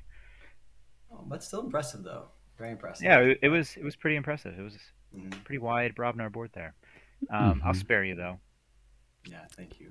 Well, unless I'm playing the Hollowfest, of course, then I'll happily play Hollowfest. But do you have a Hollowfest deck that you can play on TCO? I could try to load in my Vault Masters deck. I don't know if that's. I don't think it's going to work. Not gonna work. Maybe yeah. not. Then no, that's okay. Probably best that we don't. Yeah. Anyways, I would say we could play like the decks that we were thinking about playing instead, but mine is one that would potentially take us into into tomorrow to finish a game if I did that. So I don't know if that's the best idea either. Okay. I have played that one already. The other one I was thinking already. I could do it again. Or we could do a Woe Sealed. We could do Woe Sealed. I also do have a Hellfest deck. Ooh. Unchained is on TCO now, isn't it? It is. I don't have any decks loaded in yet, so it might be tricky. We can use a bot, I think. I mean, have they fixed the TCO import issue? Good question. That's gonna be the tricky part. Yeah. I don't think so. I think it's a Master Vault issue. Yeah. So right. So I don't think the Master Vault's good yet for getting those new Unchained things in there. So we might have to hold off on Unchained, but we can do. Do they have Low Sealed on TCO yet? Does anyone know in chat? Probably. I do have a Hellfest deck too. If we want to give Streusel a chance to sit on the other side of the. No, there is no Winds of Exchange sealed on there yet. Oh, okay. Yeah, I don't see it either. Okay. There is Unchained though. Unchained sealed. Huh. Wait, where? Let's see. Format normal. Oh, never mind. It's not unsealed. Sorry. Scratch that. Okay.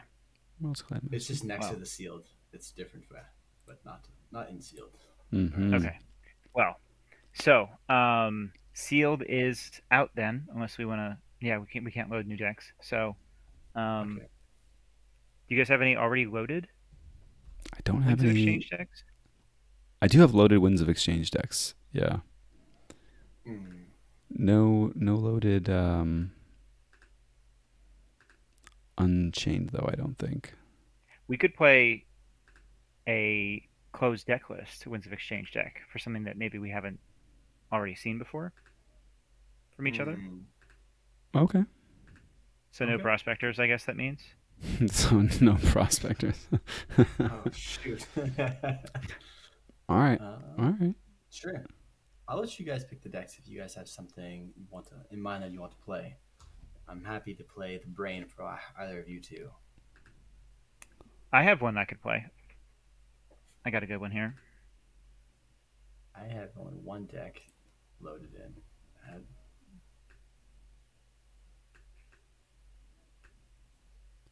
I have a couple fun ones. How do you feel about heavy subsidies? Don't like it. Not tonight. No, not tonight. Nice. I have a fun diplomat deck. It could be interesting. Okay. Why don't you guys start a game then? I'll hop in. I'll right. be the brain. And I have a game up for you on beginner, Streusel, where we belong. Password sloppy.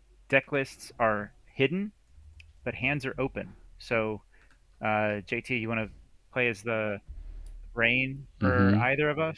Which one would you like to play as the brain for? I'll be the big brother brain. I was gonna say I need the brain. All right, and I'm playing Winds of Exchange. Um, Yeah, me too. okay, Great. sweet. All right, good luck, have fun. This should be pretty cool. You got Equidon, Unfathomable Star, pretty good combo. This is your Diplomat. Don't like the Diplomat. Do you like the He's a Diplomat? it's a crummy token. Yeah, he's terrible, right? Yeah, he's terrible, I don't hate it. but I don't love it, he's but I quite don't hate nice. it. Hmm. He's a nice token. He's not very good. Not very good. Yeah, it's not the absolute worst one in my book. It's probably below average. Below average, but not the worst. I think it might be the second worst. The second worst. Hmm. Wow. What's It's below it? pretty bad. Trooper. Trooper's pretty Okay. bad. So I have Yeah. a question. Is this card worse than what was that guy? Quester Jarda from Worlds Oh, Collide. he's amazing. Quester Jarda. Yeah, Quest of Art is really good. Mm-hmm. The Diplomat's worse than Quester Jarda. Way worse. Okay. Why? Because it immediately gives them amber right away. Yeah. So you Sure. can't reap with the thing if they have 5. It is a 1 power as opposed to a 3. Mm-hmm. And Quest of Jarda comes along with a lot of synergies like Ludo or Imperial Mm-hmm. Scutum that can negate that. And they have to go out of their way to kill it if they want that amber back. It could Mm-hmm. be, It's yeah. true. It's true. It's very true. Interesting. Yeah, that's fair. I think that aligns with what I was thinking as well. But it's reminds me a lot of Quester Jarda, but sucks. All right. Yeah, let's keep it. Let's keep it. Cool. Want to keep? All No, right. no, I said mulligan. Did I say keep? I said mulligan. You We said can keep. keep. Oh, okay. Then keep it. Oops, I hit the mulligan button. Sorry. Well, now you need to listen to the brain. It was actually I meant to keep. That was my fault. Sorry about that, brain. Uh-huh. Sure. Yeah, right. Oh, this is Well, that this is much better. is it really? Wow. All right, let's dump that guy out of there. Okay, so you play Yixlix Mesmerist, very nice, and we are Mhm. going into Unfathomable. All right. Got that befuddle. Kamalani, nice. Mm-hmm. All right. Hmm. Hmm. See, here's the thing. If I guess wrong, I win. If I guess right, I also win. I don't necessarily want this token. But let's go for one of these guys. All right. Okay, I'm glad you hit that one. Not one of my Star Alliance cards. Well, boo. Mm-hmm. All right, so you've got an amber. Cool. Let's go with first Scout Chief, Scout Chief and Courier. let's drop token on the right. Let's put a transponder on the token. FOF Transponder, nice. Crash Muldoon, very cool. And let's put the uplink on Crash. This is the deck that I really like, the uplink and Crash, because it makes some tokens right away. I think 1, 2, 3, 4. Let's just try to kill your chosen one quicker. Now I have 2 actions showing up in the TCO prompt, and I don't know which one is the make 2 action. No Hope takebacks. it's this one. I did it right. Okay, excellent. And if you have an Adult Swim, I will be sad. Hmm. Okay. Wowza. Well, we're going back into Unfathomable. Hmm. I already know where this is going. All right, Calp, pretty cool.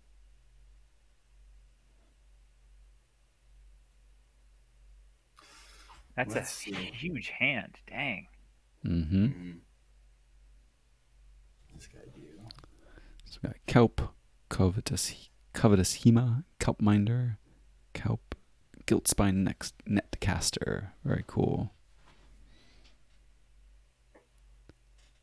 Triple Scholar. I like the scholars. I love the scholars.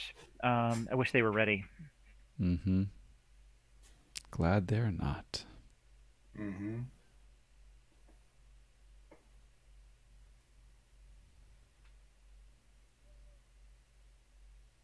Okay, so I can only play one action.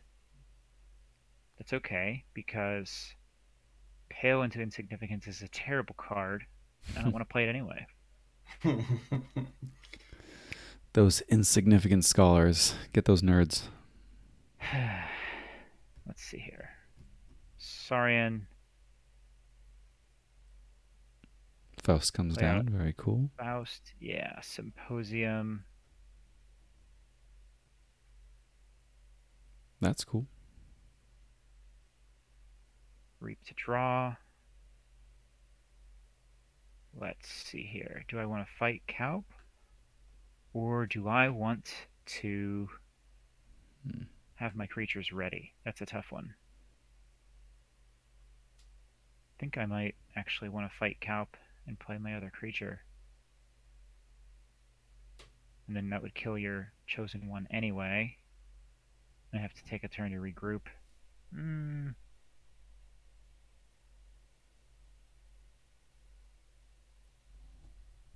Okay, yeah, let's do that. Get rid of that Calp. Mm. Discard that. And Pompeius. Tribune Pompidus. Very cool. Oh dear. Oh dear. Well, this is kind of fun though. Let's go into Unfathomable once more. All right. Mm. Hmm. Hmm. Not a fan. I'm a fan. I mean, it's not. There's not much we could do there. We'll go unfathomable. We will stop this guy from readying. Nice. Let's see.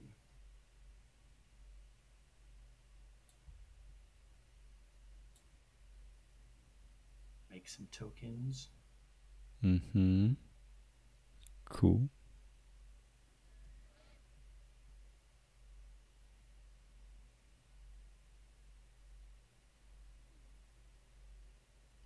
Hmm.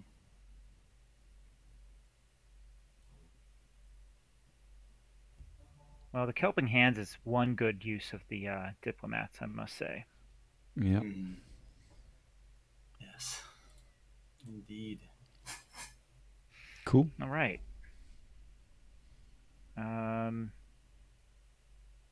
2, 3, 4, 5, 6, 7, 8, 9 of your unfathomable already. Think you're gonna stay away from them for a bit. So let's go to Star.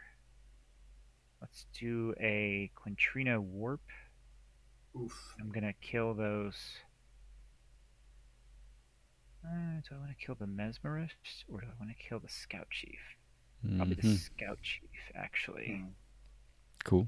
And those diplomats, because I don't want their Kelping Hands to get in my way. Do a Grunt Work. Ooh, some good stuff there.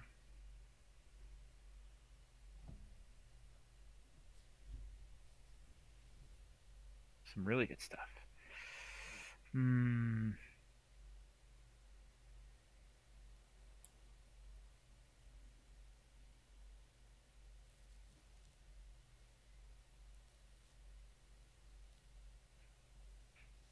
Hmm.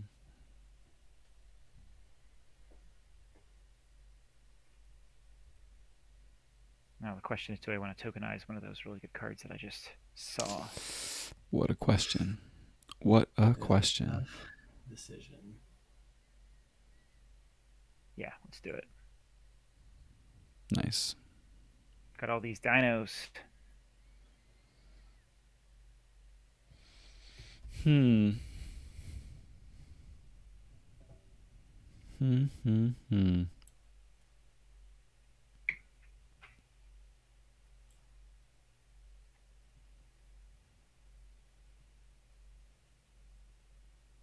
Hmm. Interesting. Yeah. Couple couple decent options here.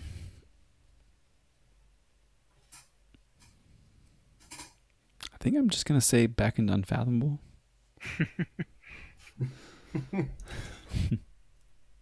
Play. You must have drawn the Adult Swim, huh?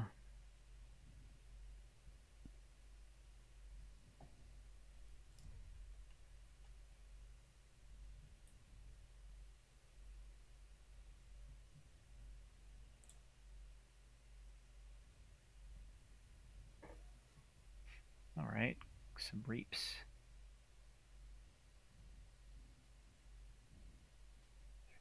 Okay, I can use the Hmm. Mesmerist regardless of house, which is nice.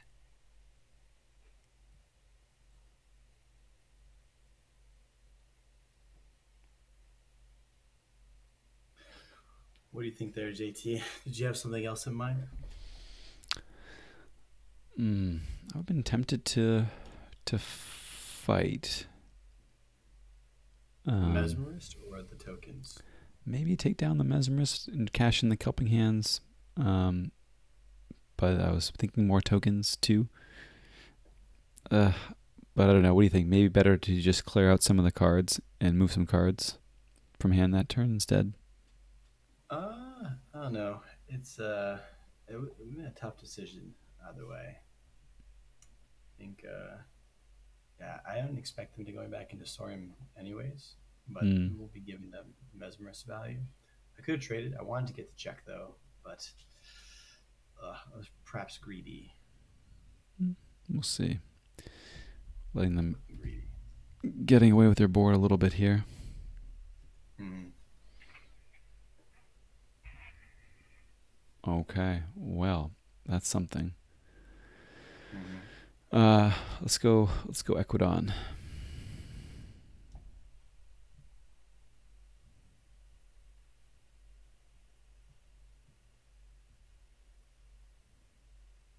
Done enough handcrafting here. You should have everything you need. Hmm.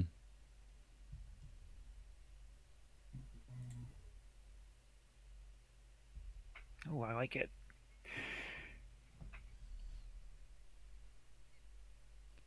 Okay. So we got a recruiter, swapper, and an investor with a sandhopper. Cool. Cool.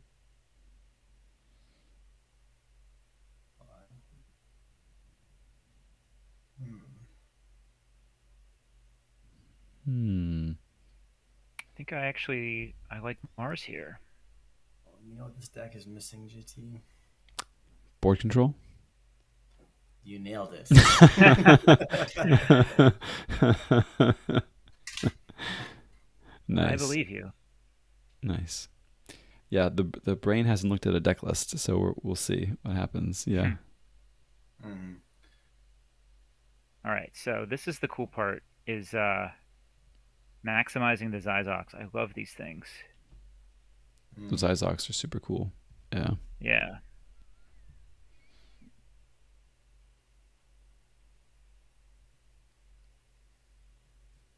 Yeah, super cool.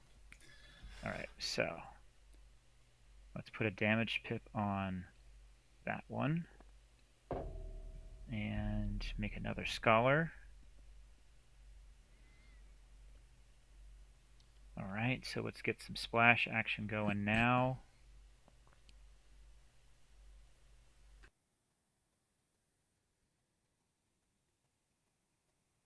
Fight there. All right.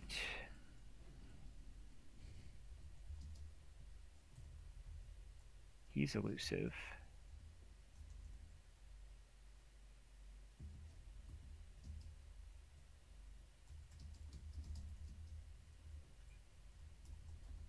Let's get one.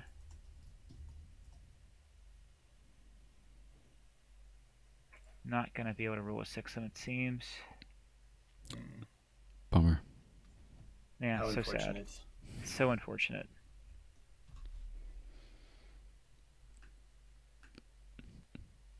Yeah. Unless. No. Don't think I'll have anything. If I just really enhance the zoom, it looks like you have a smaller board because we can't see them all.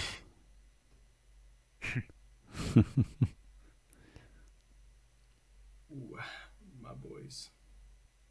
They're all gone. Yikes. Big magnet. Big magnet. Sweet. All right. Do we got any board control in this deck, Sebi? What do you think?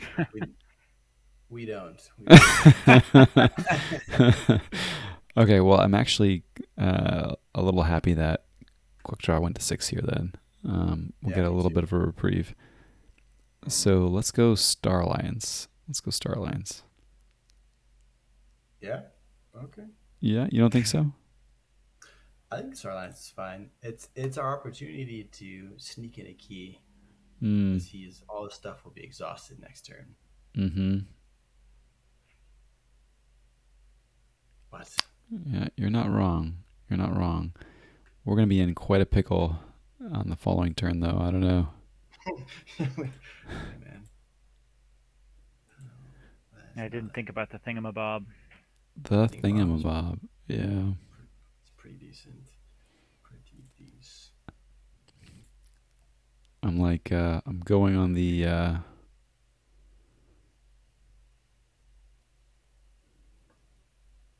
prayer that there are some answers buried on the deck. Moving some cards there. It's a fat chance. Fat chance. Let's see what we Let's can see. do. This is going to be an off turn. Oof. Oof. Well, didn't play around that one. I don't know how much you could have done. Poor nurse Soto. Yeah. Right neighbor. One for the team.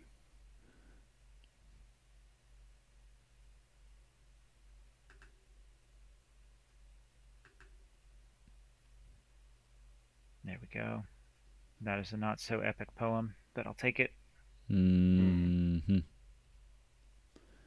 Okay.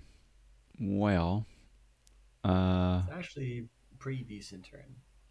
yeah, I don't hate it. There's some nice synergies here too. Mm-hmm. Let's go Equidon. Equidon. All right.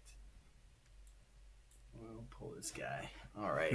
You can play the mass buyout. Yep. And then closed door negotiation.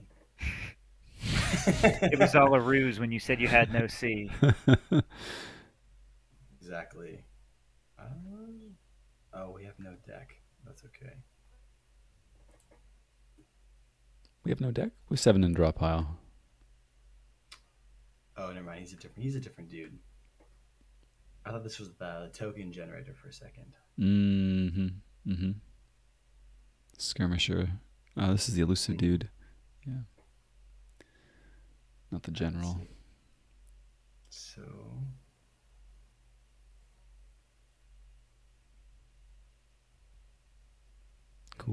Cool. Oh, that is nice. Look at that. You found a use for that diplomat. Mm-hmm. Yes, sir. Okay. We will play him. Interesting. And let's force this guy into retirement. Enough of that one. Yeah. Yeah. Okay, so I've never had anyone play Corner the Market against me. Oh, the market has been cornered. Oh. So I cannot play cards, Yep. but when I discard, I archive. Okay. No Sandhopper uses, Seb? To play out the... Oh, I should have played out the dude. That's my fault. Just to make a dude. Yeah. Get an extra card. Or you could have dug one card deeper. That was on me. Meh. I missed it. The cool thing I was thinking with this deck is that you can Sandhopper the chosen one, and Hmm. always keep To your reset board, it. your opponent. Yeah, always keep your opponent's board reset. But That is as you cool. can see, there are some gaping holes. I mean, I don't know about all that. I don't hate our position right now. No, Um, you shouldn't. Still pretty You good, really should not especially hate it. It's not yeah. bad at all. Thingamabob. Thingamabob's gonna do some work for us, Let's go, Thingamabob. and he gets a bajillion cards, but he can just make a bajillion archives. It's good. Oh, Faust, epic poem. Yeah.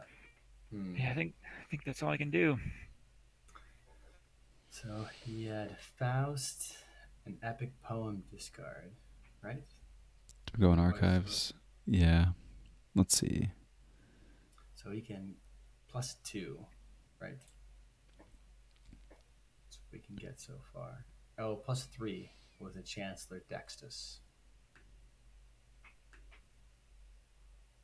Yes, sir. +3.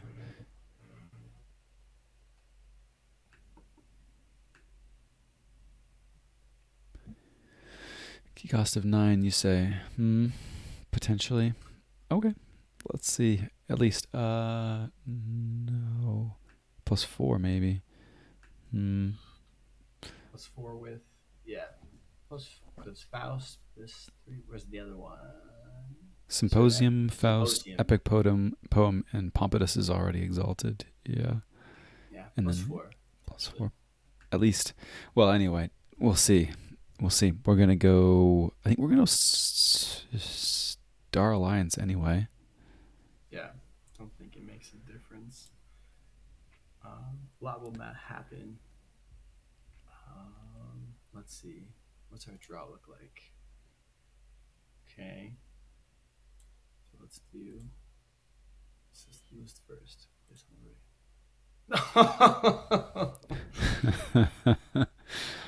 I don't know. It's a thing. What's the. Where's my out? Oh, found it. yeah. Yep, Yeah. we all know that feeling. Nice. Although, let's see. It's gonna steal one. So we did not. We were hoping to increase the diversity of the deck, or at least the relative diversity. I see. Gotcha. Yeah. Makes sense. Makes sense. Mm-hmm. So an extra steal there would have been huge. Yeah. Well, we could have stopped him from check, but I actually think we kind of want to make quick draw forge here. Maybe allow the forge. Yeah. Yeah. This is a hand decision. This is a hand decision. I don't know. I'm a humble brain. All right. And says, have it. All right. Definitely going Saurian. Let's start ourselves off with a Reap.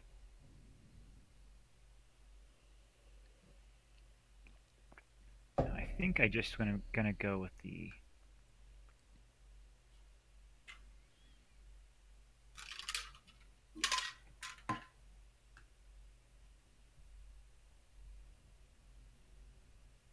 there we go. Okay. Definitely going to be discarding this terrible card again. Why can I not tokenize that? Why is this so hard? 1, 2, 3. Okay.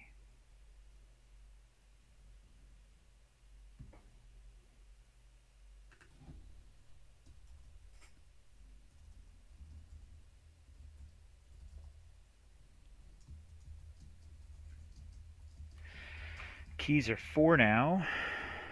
Yep.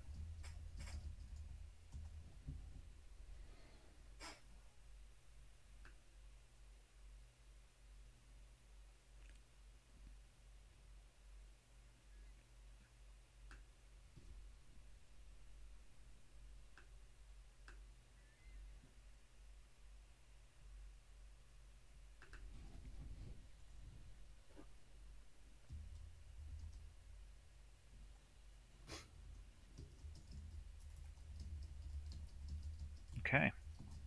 Nice. Let's see if that's enough for now. Mm-hmm.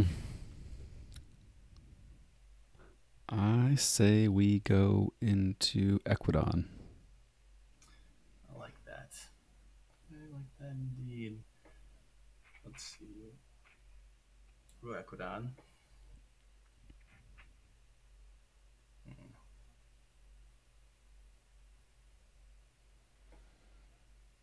What's he got? Oh, it is sealed. Are there key cheats? Maybe. Maybe. Um. Hmm. I don't think I can play around it anymore. So no. All right.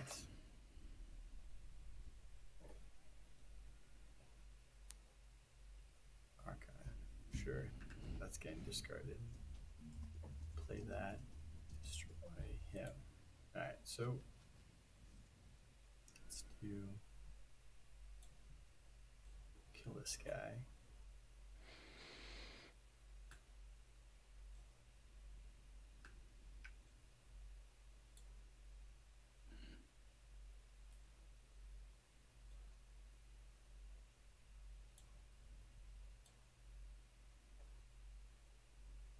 What is that?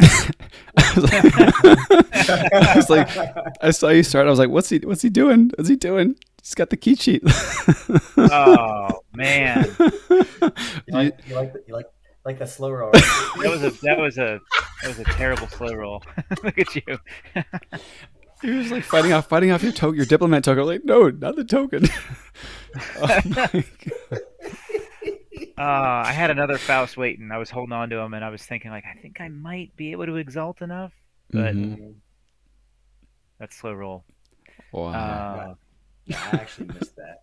That's but you didn't even realize that was going to work? no, I thought I was just playing it for Amber quick draw, but surprised. I actually thought it was more than 12 had Forge 4. Where's this card? You, Because you need to you have no tokens pay. left. Yeah, you need to Uh, count to 13 between tokens in ah, amber. Tokens in amber count to 13. Yeah. yeah. Would love to take credit for it, but Well, you just beat one of my namesake decks. Oh no. oh You no. feel bad now? I do. I feel really bad. I I'm don't. sorry, I, Matt. ha- I had my legionary trainer tokenized. He's pretty sweet in this deck when I find him. Oh yeah, legionary trainer with scholar. So cool. So cool. Yeah, and tons of Wow. ways to make tokens.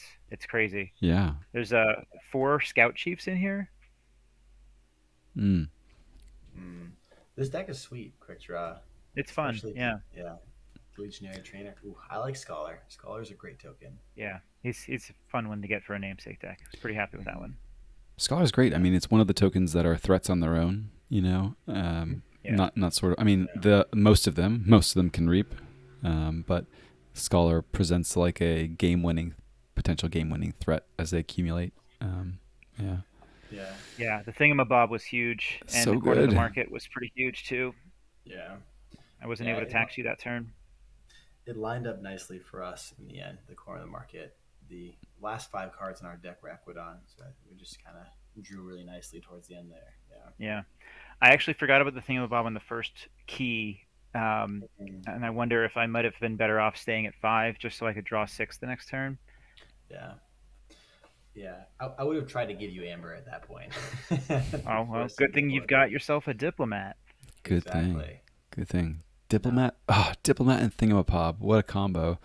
Oof. Unbelievable. Yeah. I take back every bad thing I've ever said about diplomat. Yep. Yeah. Diplomat plus thingamabob. Stop their creatures for 2 turns. Not Yeah, 3 turns. out Two of turns. house rare plus token combo can't be beat. Can't be beat. Yeah. Yeah. Is there? True. Very true. I don't know if any of the chat knows. Are there actually different rarities amongst tokens? I could look this up probably pretty easily. But I'm pretty sure because for Brobnar, for example, you need Rivnastar Song to get the Berserker, and she's rare. So mhm. Mm, yeah. That's interesting. I heard that rumor this weekend. I wasn't sure Yeah, that's interesting. I wonder. I wonder then what the distribution would be like. What do you guys feel like would be rare tokens? Berserker, of course. I've Maybe seen a lot of cultists as berserkers well. though. Is that just because Yeah, me people like too. to play berserkers? I opened a few of them. I actually opened more berserker decks than prospector decks, but maybe that's just my small sample size for me. You And this tryhard over here is just going to open one, see what he gets. know. No, I could have sworn that I had seen rarity symbols on some of the tokens before, but it's just the token symbol. So no, I'm not sure. Um, Yeah, Chat but says But supposedly no, other than the special tokens that are tied to mm, rares. So like Berserker. Yeah, I've opened a yeah, lot of prospectors, so I'm not sure about that. mm, oof, yeah, that one felt particularly elusive, at least for my polls. yeah. Not a whole I lot got of one out prospectors. of about 35 decks or so, one prospector, Yeah, but it's a I'm on doozy. One yeah, I'm on there prospector too. deck. You're 1 for 1 on plus 95 SAS prospector pulls. Quick draw. Down to 93. Down to 93. So, Oh well. One of these Mhm. days you'll yeah. get some good decks. I don't know what That to tell you. that prospector is the only deck I've ever opened with a higher SAS than my Vault Master deck. Oh, Mm, interesting. interesting. Yeah. Interesting. Thanks for the stats, Data Forge stream. So 387 Berserker decks, 621 Grumpus, 639 Skirmisher, 601 Warrior. Hmm. Slight difference for the rare cards. Okay.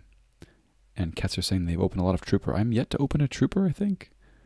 You're so lucky. Stop bragging. Me too. Yeah, to open Like a I trooper. have too many prospectors. I don't have any troopers. I keep wanting to get a I'll, Trooper, I'll but it's just all these prospectors just keep I coming. know. I can't do it. I can't deal with it. I'll make a trade with you. How's that sound? Okay. Mm. Send it over the Whirlpool. I don't know. Yeah. Trooper plus Whirlpool. Yeah, There's some fun for you perhaps, but cool. Hmm. yeah. Although the Very the cultist that sealed cultist deck was the first time I'd opened cultist, which was pretty fun. Um, That is a cool deck. Yeah, the and vault is strong. Vault's Vault's really really Yeah. nice. A strong. nice first turn And play. Hmm. sealed, it's Hmm. really strong. Just Yeah, having those bodies every turn, guaranteed, is yeah, very good. Ooh. yeah. You brought up a combo I should have played in the sealed alliance. The primordial vault with amberlings as my token would have been super spicy. So I told you to do that, but then I went and looked later, and I think Primordial Vault specifically says It does. uh, Oh, cultist. cultist. It says Dang. cultist. Yeah. So what happens if you don't have a cultist? Does it just do nothing? It's a noop. It's a Makes it no op. worthless. Yeah. You don't do a thing. Just like that borrowed Blorb Hive, huh? Just like a No, you borrowed make blorb dwarves. hive. You never make dwarves. Yeah, if it tells you token by name like blorb or cultist and that's not your token, you do not make the thing. Yeah, Hmm. That's a bummer. it's a bummer. Yeah. Mm. Yeah. Oh, I wanted that sneaky strange. check at 5.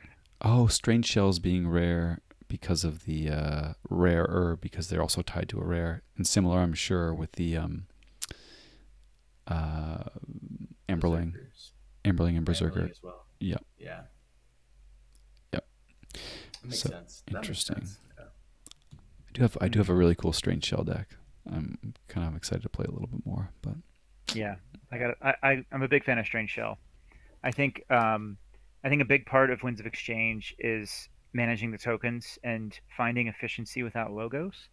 And I think if you don't look at Strange Shells as like a creature that can't reap, but instead look at it as efficiency, it's almost like you're getting yourself a bigger hand, and Yeah. you can kind of dictate what you're drawing. If you call Equidon, I don't know, it would be too good as an Omni, but mm, um, it's a pretty skill testing card, I think. The I Strange think Shell. yeah, um, yeah. yeah, I was looking at this past weekend. I think there's some cool combos with Strange Shell. Like Shopping Spree comes to mind, where you can just pull them all to your hand and have like a mass windfall turn blow out. So you just discard everything and then draw a huge hand, which would be kind of interesting. Some really interesting potential synergies with Strange Shell and some of the other cards in Equidon. Mm-hmm.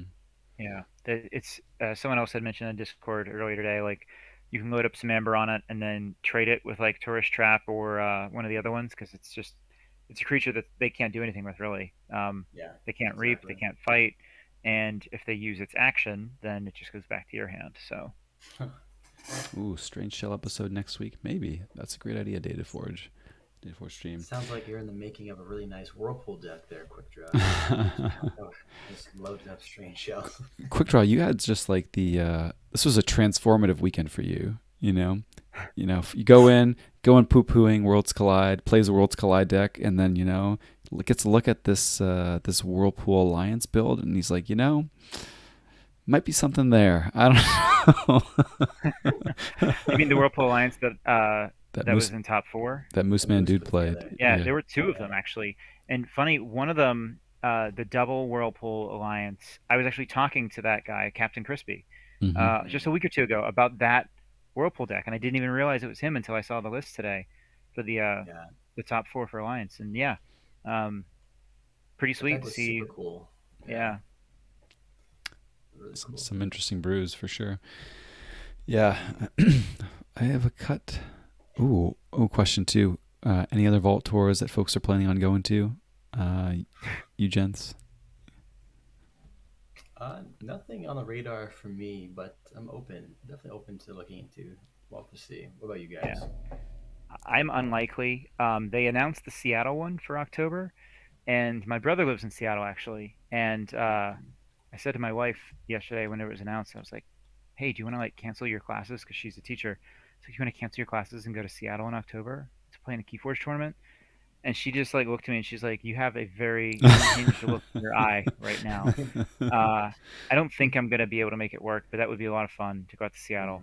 Mm, But I don't think it's gonna happen for me again this year. Well, mm. I deduct points for her not saying you have an unchained look in your eye, but otherwise that's a Well, great story. you can't blame her. She doesn't Yeah. play KeyForge, so Yep. Yeah, I think that's probably my last vault tour bullet that I'll get to fire. I'm hoping for the World Championship. That would be a cool Ooh. one. is That would there be. is there a date on that yet? I think there is a date on it because I put it on the calendar. I don't know if it's been put back up in the air since I put a date on the calendar, but I believe there was at least at one point a date for it. I don't know for sure yet um, whether it's confirmed if it will be invite only or what the format will be. I assume there will at least be side events, and I'm also thinking that there will be lots of folks there. Um, so I don't know if it's Looks like November, sounds right. the World Championship. Yeah. Sounds Mm. right. So yeah, uh, if if I go to one more, this year, that would be the thing. Um, and not to dredge the topic back up, but I heard from a number of folks. It was a very common utterance over the weekend that folks were going to wait and see how the tournament structure shifted if before kind of Mm. committing to new events. Um, there was kind of like that much of a reaction to it, Yeah. which is unfortunate to hear. But we'll Yeah. see. But But anyway, yeah, hoping for yeah, that and looking forward to the World Championship if nothing else. Mm-hmm. hope Yeah. so. Hope so. Hope so. Yeah. I'm hoping that at these other vaults they'll be also streamed or there'll be some sort of live content that we can consume. So it'd be nice to watch them. I know the Yeah. TTR guys did a really nice job with this past one. I don't expect them to go to everyone, but hopefully Ghost Galaxy will I have a do. nice. You hear Yeah. that, TTR folks? Yeah, if you're listening, Everyone. you're expected. No, but hopefully Ghost Galaxy maybe puts together something that for the community to watch. Great. Definitely. I heard Great. a lot of people that weren't there last weekend loved the coverage. So hopefully, Mm, like you said, that mm, sticks around. yeah, for Yep. sure. Totally. Totally. Totally. Oh man, look at this. Delegate Eriga Jeremias. 25 expected token generators? That is a strange shell game. That is a Mm. strange shell game. A lot. We'll Yeah. see. We'll see. But I don't know. Maybe a strange shell episode next week. We'll see. Could we jam some? Could we all resolve to jam some strange shell decks between now and then? I I will do that. I have a strange shell deck that I want to play more. So yeah, it's a good reason. Yes, I could do that. I Okay. definitely could do that. Okay. I just to kind of wet our whistle. This one, Delegate Erica, has a token of appreciation, which is pretty fun because you can hide it under the strange shell, obviously, and then play it then, and you don't even need fancy things like that Equidon artifact. What's it called? Sandhopper. Really good one. Sandhopper. Yep. So good. Love me a Sandhopper. Oh yeah. But I think you saw one game I was playing with this deck Quick Draw where I was like, should I just like handcraft, or am I going for token of appreciation nonsense? I didn't know what was going on that game. You just like kept playing strange shells and not making any amber, and your opponent's up to like 20. And you're just like, okay. And you're just, I'm gonna make some more strange shells. Like you were just playing the game of solitaire. Like you didn't even care what was happening around you. I was like, let's make this token of appreciation work and see how far we have to push it. I definitely play games where, especially right now, where we're in kind of exploration mode. I'm like, I just want to push this line and see what it feels like to push the line and see how that works out. Yeah. But It's a cool one. Yeah, we'll see. Maybe we'll talk about some strange shells next week. No promises. No promises. We'll see what's under the shell. Yeah. Thanks for the idea, though. That was a good one. Cool. All right. Well, let's wrap it up there. Getting late over here. We appreciate y'all hanging out with us on the chat and tuning in, and listening, and watching, and all that good stuff. But we'll sign off and catch y'all later. Yeah. Thanks, everybody. Yeah. Thank you all. See you on the lab. Bye.